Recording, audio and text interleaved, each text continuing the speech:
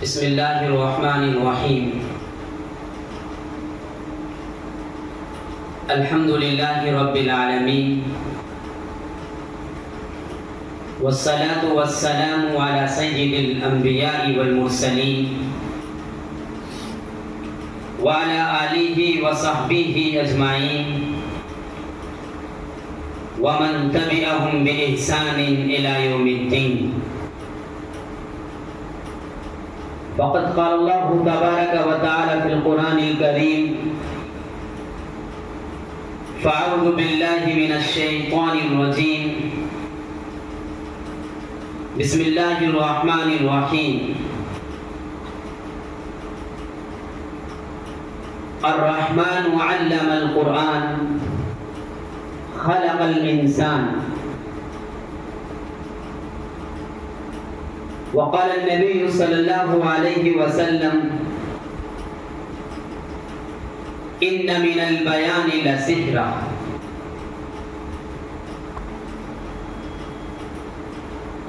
طلبہ عزیز، معتمد بزم لقاء اللہ آج ہفتہ واری اس پروگرام میں مجھ کو بزم کے تعلق سے اپنے احساسات، جذبات، خیالات کا اظہار کرنے کے لیے مدعو کیا گیا ہے. طلبہ عزیز، یہ ہفتہ واری پروگرام مدارس کے لیے، جامعات کے لیے بڑے اہم ہوتے ہیں. انہی پروگراموں کے ذریعے طلبہ اپنی صلاحیتوں کو، کفاءتوں کو نکھارتے ہیں. انہی پروگراموں کے ذریعے مافی زمین کو ادا کرنے کا طریقہ ملتا ہے. یہاں بولنا سکھایا جاتا ہے، انداز دیا جاتا ہے، طریقہ بتلایا جاتا ہے. طلبہ اپنے اساتذہ کی نگرانی میں محنت کرتے ہیں، تگ و دو کرتے ہیں اور بزم کا حصہ بنتے ہیں. پیارے بچوں، ایک پیارا سا شعر جو آپ کے بینر پر لکھا ہوا ہے، اسی کو میں اپنی تقریر، اپنے تاثرات کا ایک حصہ بناتا ہوں. جس بزم کے ہیں ہم تخت نشین، وہ بزم ہے بزم عرفانی. جس بزم کے ہیں ہم تخت نشین، وہ بزم ہے بزم عرفانی. اس بزم کی ہے ہر صبح ہنسی، ہر شام ہے اس کی نورانی. یہ بزم ہے ان شاہینوں کی، فطرت میں ہے جن کی سلطانی. یہ قلب و نظر کی دنیا ہے، ہر نقش ہے اس کا لافانی. پیارے بچوں، یہ بزم لقاء اللہ جامعہ صوت القرآن کی بزم ہے. اس بزم کے ذریعے یہ ادارہ، یہ بزم آپ کو کچھ دینا چاہتی ہے. آپ کا مستقبل آپ کے ہاتھ میں رکھنا چاہتی ہے. اس لیے کہ ہم اور آپ جانتے ہیں کہ خطابت ایک مؤثر فن ہے جس کے ذریعے مقرر اپنے خیالات، اپنے جذبات، اپنے تاثرات کا اظہار کرتا ہے۔ یہ فن نہ صرف الفاظ کے خوبصورت استعمال کرنے کا طریقہ بتلاتا ہے، بلکہ یہاں پر انداز بیان، تلفظ، اثر انگیزی بھی سکھائی جاتی ہے۔ اس بزم میں بتلایا جاتا ہے کہ خطابت صرف الفاظ کے مجموعے کا نام نہیں ہے، بلکہ خطابت نام ہے دل جیتنے کا، خطابت نام ہے سامعین کو اپنی طرف متوجہ کرنے کا، خطابت نام ہے صداقت کا، خطابت نام ہے حق گوئی کا، خطابت نام ہے بے باکی کا، خطابت نام ہے انصاف کا، خطابت نام ہے سوچ کا، خطابت نام ہے ساز کا، خطابت نام ہے تڑپ کا، خطابت نام ہے فکر کا، خطابت نام ہے فصاحت کا، خطابت نام ہے بلاغت کا، خطابت نام ہے انداز بیاں کا، خطابت نام ہے اشاروں کا، کنایات کا، دل کی ترجمانی کا۔ پیارے بچوں، یہی چیز آپ کو یہاں پر سکھائی جاتی ہے۔ مولانا ابوالکلام آزاد نے کہا تھا، تقریر وہی کامیاب ہے جو دل سے نکلے اور سیدھے دل میں اتر جائے۔ علامہ شبلی نعمانی نے خطابت کے تعلق سے کہا تھا کہ خطابت ایک ایسی طاقت ہے جو سوئے ہوئے دلوں کو اجاگر کر دیتی ہے اور بکھرے ہوئے قافلے کو منزل کی طرف لے کر آتی ہے۔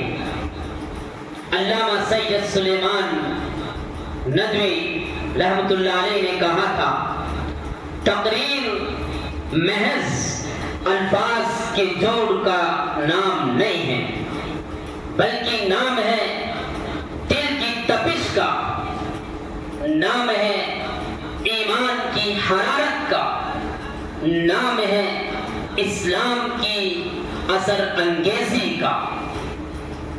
پیارے بچوں، یہ اسٹیج ہر مقرر کی ابتدائی آزمائش ہے۔ ہر مقرر اور ہر خطیب کے حواس ابتدائی طور پر اسٹیج سے متاثر ہوتے ہیں۔ دنیا کا کوئی بھی خطیب، دنیا کا کوئی بھی مبلغ اس اسٹیج پر آئے بغیر مقرر نہیں بن سکتا، اس لیے کہ خطابت کی اساس، فاؤنڈیشن، بنیاد آواز سے ہے، اور آواز کی طاقت زبان سے ہے۔ بقول شاعر، میں اس لیے بول رہا ہوں کہ میں زندہ ہوں، میں اس لیے بول رہا ہوں کہ میں زندہ ہوں، ورنہ یہ دنیا کسی گنگے کی کہانی نہیں سنتی۔ پیارے بچوں، آج آپ کے پاس ایک ماحول ہے. آج آپ کے پاس آپ کی عمر کا ایک قیمتی ثمر آپ کے پاس ہے. آج آپ کے پاس اچھے اساتذہ موجود ہیں. آج آپ کے ساتھ آپ کے والدین کی محبتیں، ان کی شفقتیں آج آپ کے ساتھ ہے. اس وقت کی قدر کرو اور اپنے آپ کو اسٹیج سے مربوط کرو.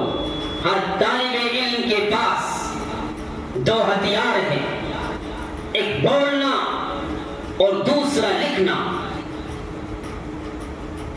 تقریر و تحریر، خطابت و صحافت ایک قوت و طاقت ہی نہیں ہے، بلکہ آج زمانے کی ضرورت ہے. قوموں کا رخ بدلنے، تبلیغ و تذکیر کے پہلو کو اجاگر کرنے،